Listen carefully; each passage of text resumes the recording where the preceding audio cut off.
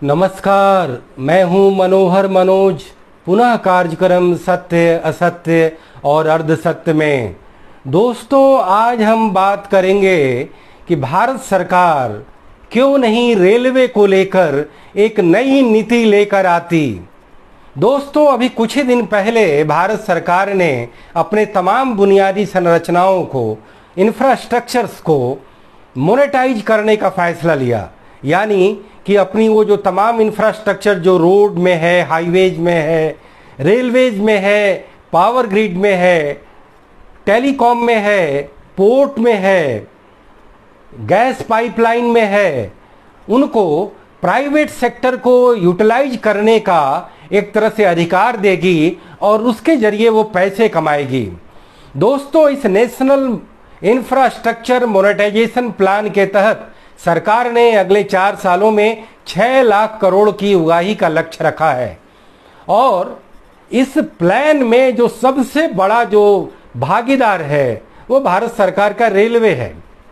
कई लोगों का तो यह भी मानना है कि सरकार ये प्लान लेकर के इसलिए आई है कि वो मूल रूप से अपने रेलवे को प्राइवेटाइज करना चाहती है और रेलवे में जो सबको मालूम है कि कोई अलग पब्लिक सेक्टर अंडरटेकिंग नहीं है, ये डायरेक्ट मिनिस्ट्री ऑफ रेलवे के द्वारा संचालित की जाती है, एक मिनिस्ट्रियल इंटरप्राइज है। उस रेलवे के करीब 17 जोन बनाए गए हैं जो एक तरह से कॉरपोरेट ऑफिस की भांति रेलवे के तमाम ऑपरेशंस का काम करते हैं। तो दोस्तों इस रेलवे को लेकर के जो ये मोनेटाइजेशन प्लान आया है, उससे पहले इस कोरोना पैंडेमिक में भी सरकार ने रेलवे की परिचालन को, खास करके पैसेंजर ट्रेन की संख्या को काफ़ी कम कर दिया था और केवल उन ट्रेनों को चलाने पर ज़्यादा जोर दिया था जो राजधानी ट्रेनें थीं, स्पेशल ट्रेनें थीं और जो नए नए कोचों से युक्त जो नई तरीके की ट्रेनें आई हैं उनको ज़्यादा चलाने पर जोर दिया गया। तो दोस्तों ये कहना होगा कि कहीं न कहीं भारतीय रेलवे इस कोरोना के बहाने एक संक्रमण काल से गुजर रही है और भारत सरकार किसी न किसी तरह से अंदर खाने से रेलवे को लेकर अपनी जिम्मेवारियों से बचना चाह रही है। कहीं न कहीं रेलवे को लेकर के कोई उसका ऐसा प्लान है जो छिपा हुआ है और इसको लेकर के जो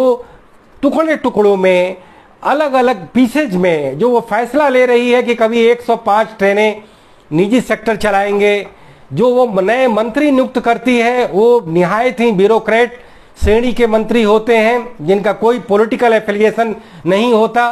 और उस मंत्री के द्वारा एक हाल में बयान भी आता है कि अब प्राइवेट सेक्टर जो है रेलवे के ट्रैक बिछाने में भी अपना योगदान कर सकते हैं। तो कुल मिलाकर के रेलवे को लेकर के जो ये 3 फैसले किए गए कि कुछ ट्रेनें प्राइवेट सेक्टर के द्वारा चलाई जाएंगी, भारत सरकार कोरोना पेंडेमिक के बहाने लिमिटेड ट्रेन चलाएंगी, तीसरा ये कि ट्रैक में भी अब प्राइवेट सेक्टर का एक तरह से भागीदारी होगी और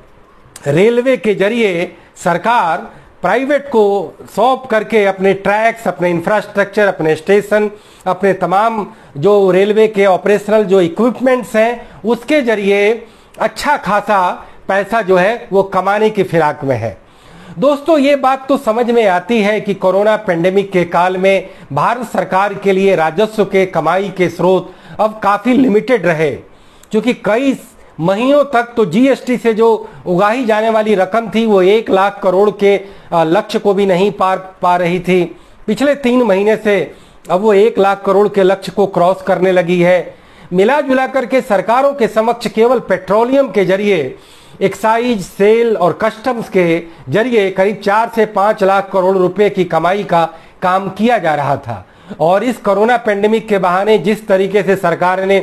पूरे लोगों के लिए फ्री वैक्सीन देने का, गरीब के लिए फ्री अनाज देने का, गैस देने का, ऐसी कुछ कल्याण योजनाएं जो चलाई तो उसमें संसाधनों की जरूरत पड़ी और इससे हम इनकार नहीं कर सकते। लेकिन सबसे बड़ा सवाल ये है कि अपने इस नए पहल के जरिए जो आपने भारतीय रेलवे को टारगेट पर रखा है और उस भारतीय रेलवे को लेकर के आपकी कोई नीति, आपकी कोई नीयत,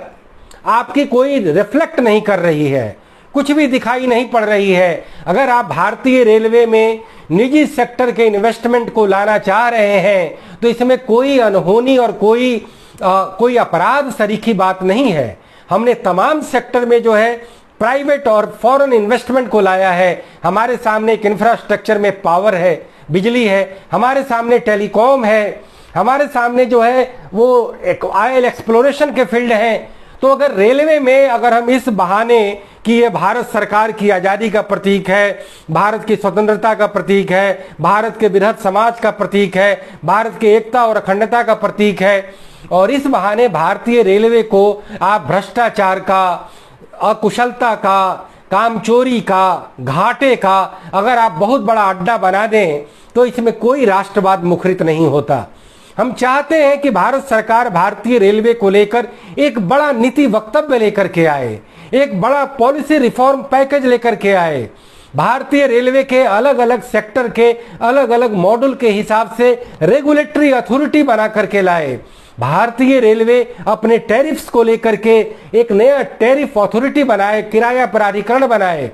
पब्लिक और प्राइवेट सेक्टर के पार्टिसिपेशन को लेकर के रेलवे को एक नया मॉड्यूल बनाया जाए। लेकिन दोस्तों, नरेंद्र मोदी की सरकार के नियत में कहीं न कहीं खोट है कि वह भारतीय रेलवे को लेकर इस बात की हिमाकत नहीं दर्शा पा रही है कि वह प्राइवेट सेक्टर के इन्वेस्टमेंट लाएगी, लेकिन वह यात्रियों के, रेल कर्मियों के और भारत के इकोनॉमी से कोई समझौता नहीं करेगी। यहां पर भी प्राइवेट सेक्टर को एक तरह से लेवल प्लेइंग फील्ड में गुजरना होगा। यानी कि अगर अपने कंट्रोल में अगर भारतीय रेलवे जो किराया यात्रियों से लेती है, जो वो किराया माल भाड़े का वो तमाम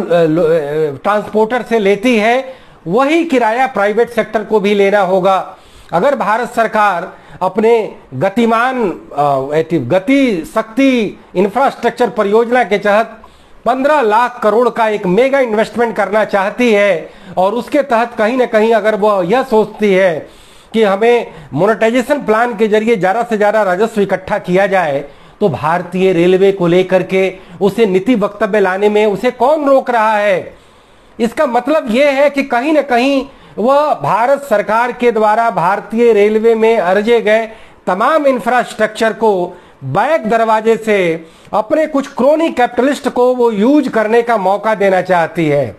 उनके लिए कोई रेगुलेशन नहीं रखना चाहती। और कहीं ना कहीं भारतीय रेलवे में जो 15 लाख एम्प्लॉइज काम करते हैं, जिसमें रोज करीब 4 करोड़ यात्री रोज आवागमन में जिसका उपयोग करते हैं, जिसमें 2.5 लाख से ज़्यादा मालों के जो वैगन है, 50,000 से ज़्यादा यात्री कोच हैं, 5,000 से ज़्यादा ट्रेनें हैं,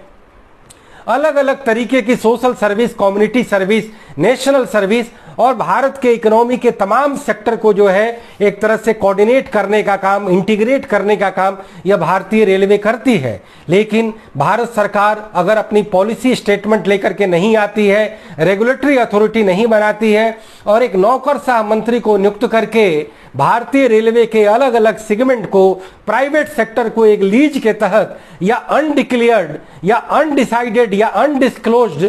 किसी जरिए के तरफ के जरिए अगर वो कुछ करना चाहती है, तो ये अर्थव्यवस्था के साथ बहुत बड़ा एक तरह से अहित होगा। यह भारत देश के साथ एक तरह से बहुत बड़ा अहित होगा। हम मानते हैं कि पिछले 3 दशक में नई आर्थिक नीति के क्रम में हमने कई सेक्टर को खोला है, लेकिन सब नीति सम्मत थे, सब विधान सम्मत थे, सब में एक रेगुलेटर लगा हुआ था। यह ठीक है कि किसी के रेगुलेटर ज़्यादा बेहतर मॉड्यूल के साथ बने थे, तो किसी के रेगुलेटर उतने बेहतर मॉड्यूल नहीं बन पाए। जैसे कि टेलीकॉम का रेगुलेटर एक बेहद बढ़िया रेगुलेटर हुआ, जहां प्राइवेट सेक्टर को ज़्यादा नुकसान उठाना पड़ा सरकारी सेक्टर से और कंज्यूमर को ज़्यादा फायदा हुआ। तो हम भारतीय रेलवे के लिए रेगुलेटर क्यों नहीं बनाते? सरकार साफ साफ ये क्यों नहीं कहती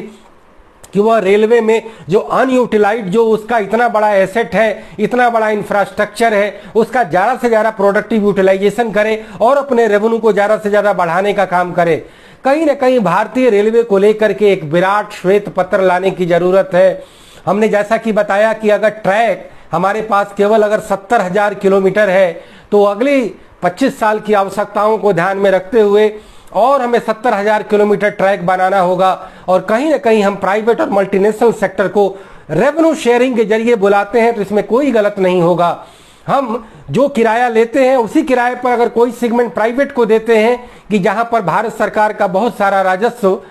ट्रेनों में टिकट वेंडर नहीं होने की वजह से, टिकट वेंडिंग मशीन नहीं होने की वजह से और एक टिकट का बेहतर एजेंट नहीं होने की वजह से भारत सरकार का काफ़ी बड़ा रेवेन्यू मारा जाता है। उस रेवेन्यू में अगर हम प्राइवेट सेक्टर को अगर सपोर्ट लेते हैं तो कोई गलत नहीं है। भारतीय रेलवे ने अपने सफाई का सारा काम प्राइवेट सेक्टर को कॉन्ट्रैक्ट में दिया हुआ है, तो उसे लेकर के कोई ज़्यादा हाहाकारी नहीं मची और भारतीय रेलवे में ज़्यादा सफाई जो है अच्छे तरीके से सुनिश्चित हो पाई। तो कुल मिलाकर के भारत सरकार की जो नीति और जो नीयत है वो भारतीय रेलवे को लेकर के स्पष्ट नहीं दिखाई पड़ती है। कहीं न कहीं भारतीय रेलवे में भारत सरकार क्रोनी कैपिटलिस्ट पैदा करना चाहती है और डीमोनेटाइजेशन का जो प्लान बनाया गया है उसके हवाले से तो खबर ये आई है कि कुछ रेलवे का कुछ सेगमेंट प्राइवेट सेक्टर को लीज पर देने के लिए सरकार एक तरह से बाहर आई, लेकिन उसका कोई खरीदार नहीं मिला, उसका कोई जो है यूज करने वाला सामने नहीं आया। तो कहीं ना कहीं ये भारतीय रेलवे को लेकर के पर्याप्त रूप से नीति की कमी है, पर्याप्त रूप से एक पॉलिसी की कमी है, एक